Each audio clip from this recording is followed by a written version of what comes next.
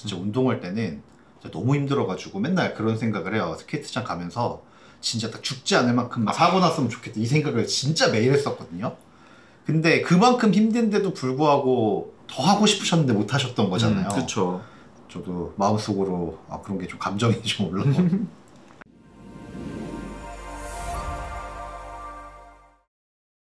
요렇게 하고 이제 1937년에 양종고보를 졸업하게 됩니다. 네.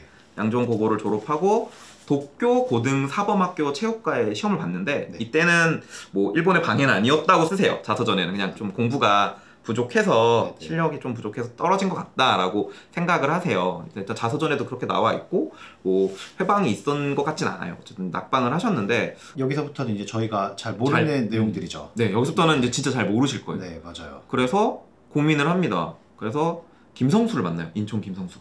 네. 보성전문학교, 지금의 고려대학교에 가서 면담을 합니다. 그래서 인천 김성수가 주선을 해줘요. 보성전문학교 상과에 입학을 시켜줍니다. 근데 문제가 있었습니다. 보성전문학교 하면 당시에도 네. 민족학교라는 이미지가 되게 강했어요. 민족학교? 민족의 영웅? 네네네. 둘이 만나면 불안 요소. 그래서 일제가 계속 감시를 합니다. 계속 감시를 해서 신입생 환영회를 하려고 막 준비를 해요. 네. 근데 그거 못하게 강제 해산시키고 너네 여기 왜 모여있어? 해산해. 막 해산시키고 송기정 선수를 계속 감시를 해요. 지금 있는 사진은 이제 보성전문학교 시절에 찍었던 사진이거든요. 저렇게 딱 사진이 있긴 한데 오래 학교를 못 다닙니다. 계속해서 감시가 쏟아지니까 자기도 불편하지만 학교에도 불편한 거예요. 네. 더군다나 이제 보성전문학교를 다녔던 학생들도 아까 말했던 민족의식이 투철한 학생들이 많았기 때문에 그들한테 피해가 줄 수도 있었겠죠. 그런 고민 끝에 조용히 학교를 자퇴합니다. 알리지 않고 조용히 학교를 자퇴를 하고 일본으로 가요. 일본 가면 그래도 감시를 좀 덜 받겠지 라고 생각을 합니다. 근데 문제는 뭐냐, 이미 아는 거야 일본 내에서도. 송기정 좀 위험하대. 네네. 이거 받으면 뭔가 우리도 뭔가 감시받을 수 있고 뭔가 불편한 일이 생길 것 같아.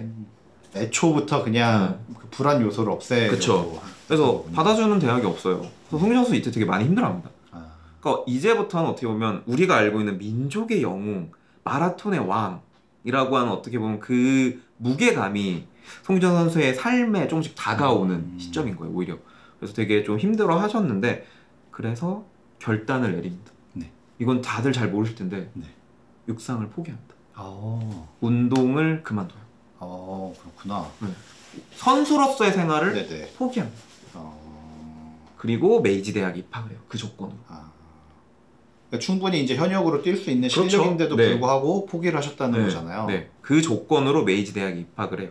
전 이 부분에 참 되게 많이 감정이입이 되더라고요. 되게 1등하고 정말 잘 나가는 사람인데 식민지라는 현실 때문에 일본의 감시, 일제의 감시 때문에 꿈을 펼치지 못하시는 거잖아요.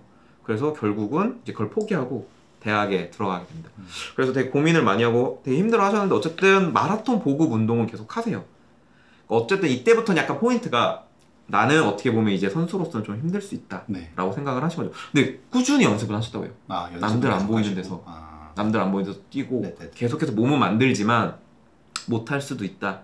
그럼 이제 선수들을 키우자. 그래서 조선에 이제 마라톤 보급 운동을 계속해서 좀 지속을 합니다. 그렇게 시간이 지나서 이제 1940년 메이지 대학을 졸업을 하고 조선으로 돌아와요. 조선으로 돌아온 다음에는 조선 육상경기연맹에서 소개를 해줍니다. 저축은행에 입사를 해요.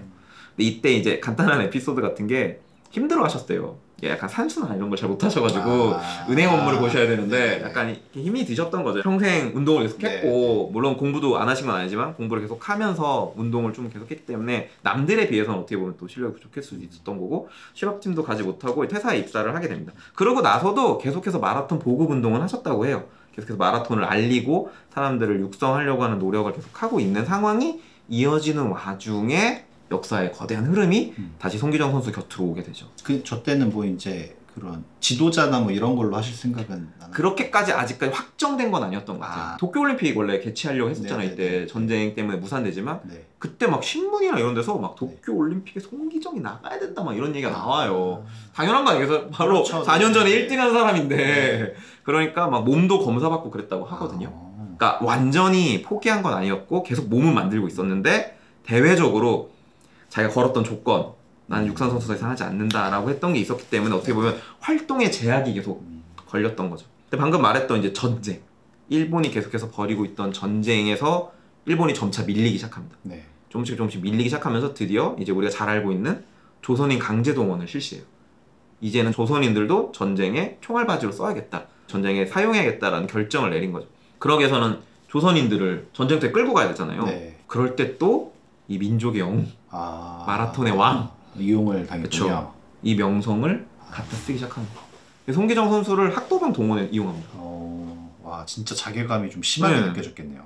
실제로 농촌에 내려가서 네네. 학도병들을 동원하면서 네. 농촌 분들한테 들었던 말들을 자서전에 막 쓰세요. 네. 그게 그렇게 좋은 거면 애들이 왜 안 가려고 하겠냐.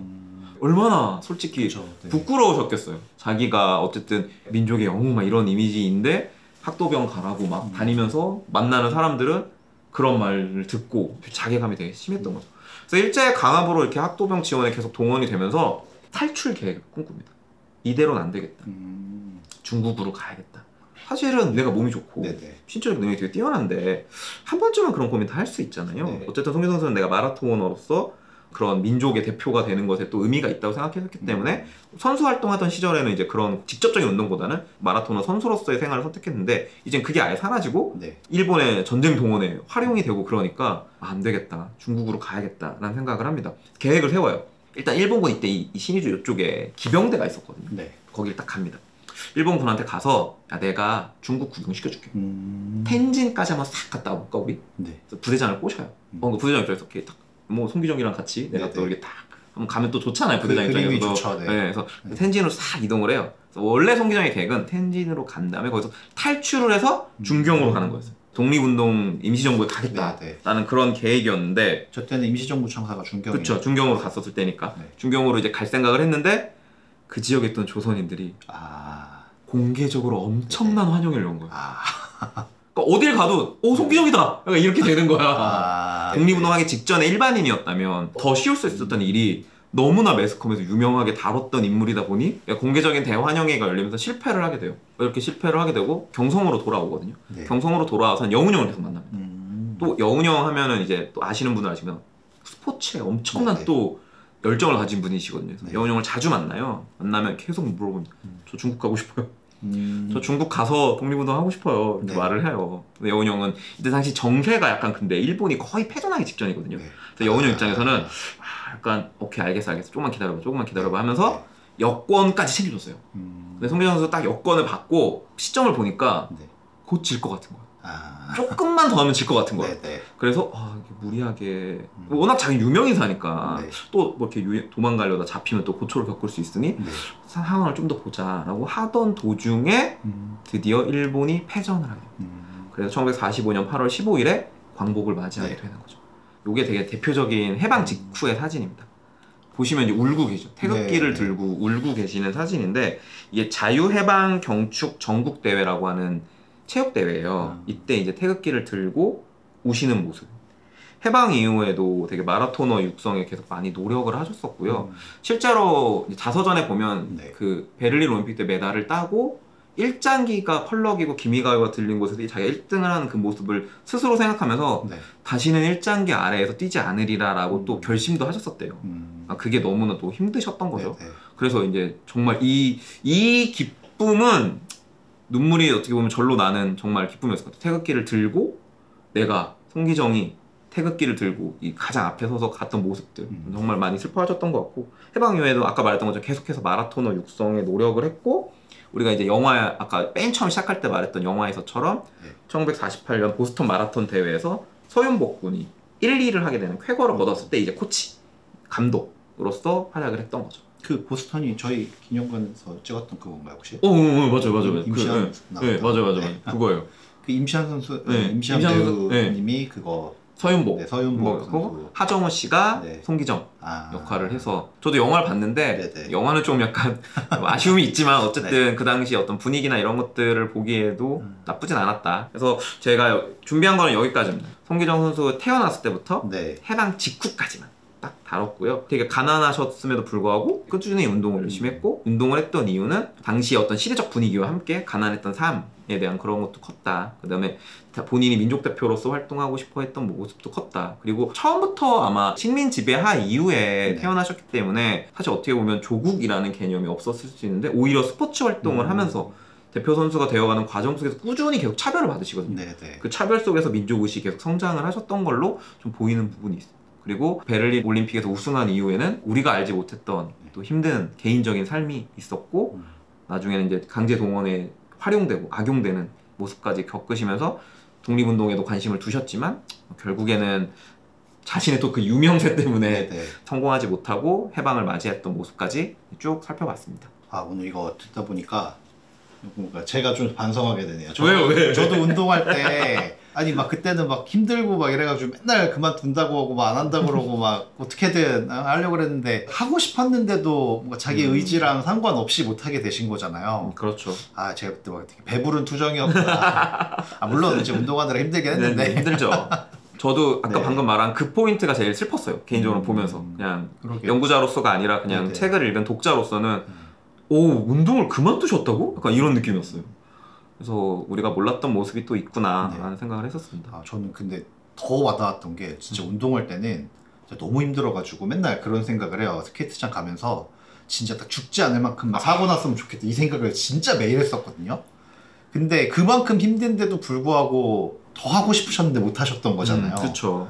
저도 마음속으로 그런 게 좀 감정이 좀 올라오고 재밌네요. 그 뭔가 이렇게 저희가 항상 독립운동가들의 어떤 일제 시대 때 사셨던 분들의 표면적인 것만 보는데 중요한 역사적 사건만 알고 있죠. 이렇게 뒷이야기, 삶에서의 모습들 이런 것들을 보면 제가 오늘은 뭐 당연히도 이제 올림픽 대표로 선출되는 과정에서의 차별이나 이런 걸 간략하게 다루고 일장기 말소사건도 간략하게 다뤘지만 오늘의 이야기를 들어보시면 그 사건들이 또 다르게 보이실 것 같아요.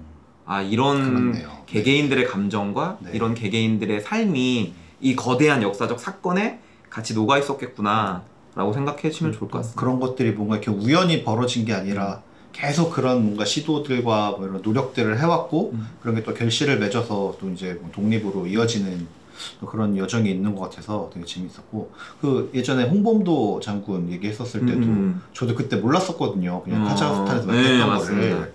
그런 거 되게 재밌어가지고 이런 거 또 시리즈로 만들어도 너무 좋죠. 재밌을 것 같은데요. 너무 좋을 것 같아요. 홍범도 장군 같은 경우도 카자흐스탄의 삶이 순탄치가 않아요. 그러니까요. 그래서 되게 그 힘든 삶이 있었고 우리가 알고 있는 유명한 독립운동가들 많잖아요. 사실은 들여다보면 이런 삶, 이런 모습들 되게 재밌는 부분들이 많습니다. 사건의 뒷면을 봐도 재밌을 것 같고 그러니까 사실 저희가 주요 사건들 말고는 잘 모르다 보니까 나중에 한번 또 저는 뭐 불러주시면 감사하게 많이 봐주시면 많이 봐주셔야 나올 수 있겠죠? 많이 안 봐도 그냥 해서 제가 사실은 이게 항상 그 독립운동 관련된 이런 컨텐츠를 하고 싶었거든요. 근데 저는 그 전공자도 아니고 하다 보니까 제가 할 수 있는 데 한계가 있어서 연구원 선생님들을 좀 많이 모시고 싶었는데 뭐 여러 가지 뭐 저도 많이 바쁘기도 하고 다들 이제 본 업들이 있으셔서 제가 막 이렇게 자주 출연은 요청을 못 드려가지고 이제 좀 자주 출연을 해주시면 좋을 것 같고 오늘 한 것처럼 약간 오늘 되게 편안한 분위기에서 저희 했잖아요. 그래서